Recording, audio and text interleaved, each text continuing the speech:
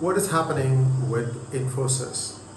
An employee of Infosys has sued them in the United States because she said that the practices that were being followed in Infosys were illegal, essentially illegal.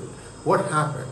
There was this officer called Prejean, P-R-E-J-E-A-N, 58 years old. She was hired to run one of the divisions of Infosys in the United States. Now, what she came across right at the very beginning is that there were some unspoken rules or unwritten rules that Infosys was following. What were those rules? Don't hire women with children at home. Don't hire people over 50 years of age, and don't hire people of Indian origin. So I'm going to come to each one of these things to try and tell you what exactly I thought was Infosys practices. While this is something that has seen the light of the day, do you think that other companies are not doing that? Far from it. Almost all companies who are based in India do the same thing. They have some preset notions that I'm going to try and explain. I'm looking at it from both sides, so you should listen to this to the entirety, because if you want to run a successful company, you may want to watch out for some of the gotchas that I'm about to describe to you. First thing that most companies from India do is their first goal is to maximize the profit. And for that, they actually forsake a lot of quality. What happens is, I'll tell you what happens. So, first of all, they don't like to hire Indian Americans in America for their company things, because they feel that these people have a mind that doesn't quite gel the same way or look at things the same way as the crew back in India does. I'll give you a simple example. They won't hire people, by and large, okay? Full-time employees are here and there, a rarity, but most of the people are hired as consultants. So the consultant of Indian origin, who is an Indian American, has a work visa, whether it's a green card or a US citizenship, is asked to consult for this home-based company, India-based company. They are monitoring this to the closest possible detail, that he bills you as less as possible. At the same time, they'll extract as much work as possible.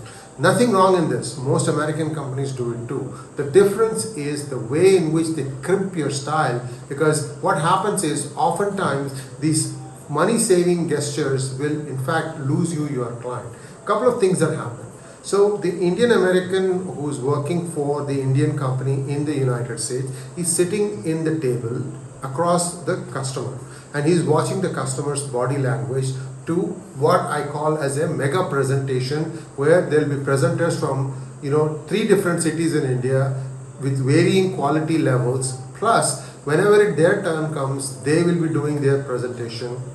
What you will see is a serious disconnect often between what is the topic and what these people are presenting. Many of the times it looks like these people are presenting to try and say, look how smart I am.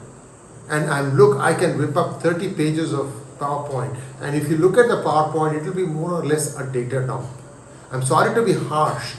The PowerPoint stuff is more of a guideline. You should follow the 30-20-10 rule. 30-point size, 20 words per slide, and 10 slides. This is a golden rule that has served America in the past. And if I say America, I would say go ahead and say the West in the past.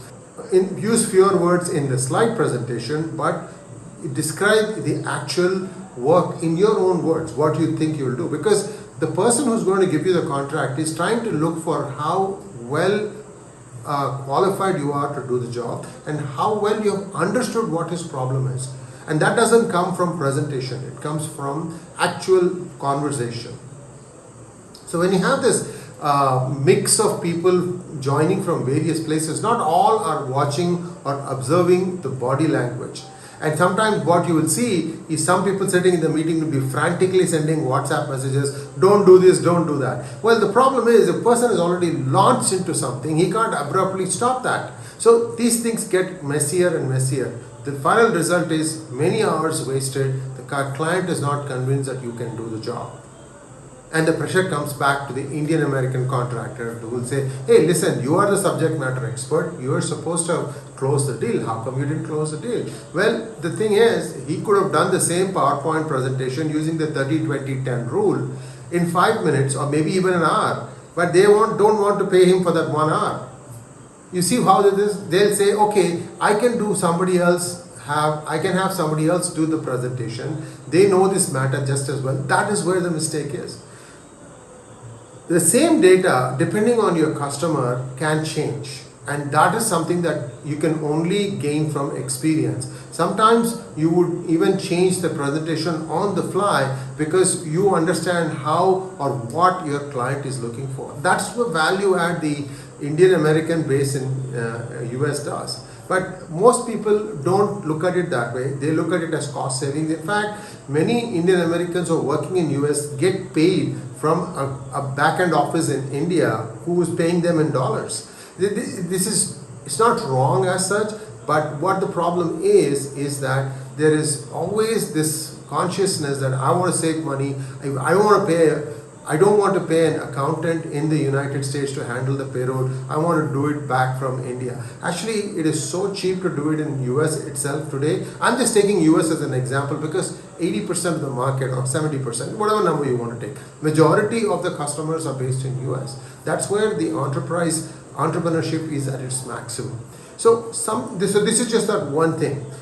Over 50, why do they not want to hire? Because they think that somebody who's over 50 years of age is not going to be quite as productive as maybe a 30-year-old person. By the way, this is not something that is specific to Indian companies. Even Silicon Valley companies do this. Even the most woke companies, say FANG for example, may think that somebody who is at 50 or more is more of a cost burden to them than the value that person brings because of his or her vast experience. And this is something that has been going on for a long time. In fact, many Silicon Valley companies cheat. How do they cheat? They show only a small number of people on their permanent payroll and show a larger number of people as consultants, because there is a number called revenue per employee. When you have the headcount lower, the revenue per employee looks very attractive. Unfortunately, all companies follow this rule, so it doesn't really make a difference, but for bragging rights. Oh, my employee is 1.4 million per head, as if each HR person is generating revenues worth 1.4 million. So these things become farcical once you start digging in a little bit more detail. As to the last one, where they don't want to hire women with children at home, that is the worst thing I can think of. That is a discrimination. All these three are discriminations of one sort or the other. I believe PGurus has a good case, and I believe Infosys will have some heat. And this will be actually bad news for them, because many customers will start asking, listen, are these the policies that you follow at work? And if you have been following them in the past, how are you going to fix this thing?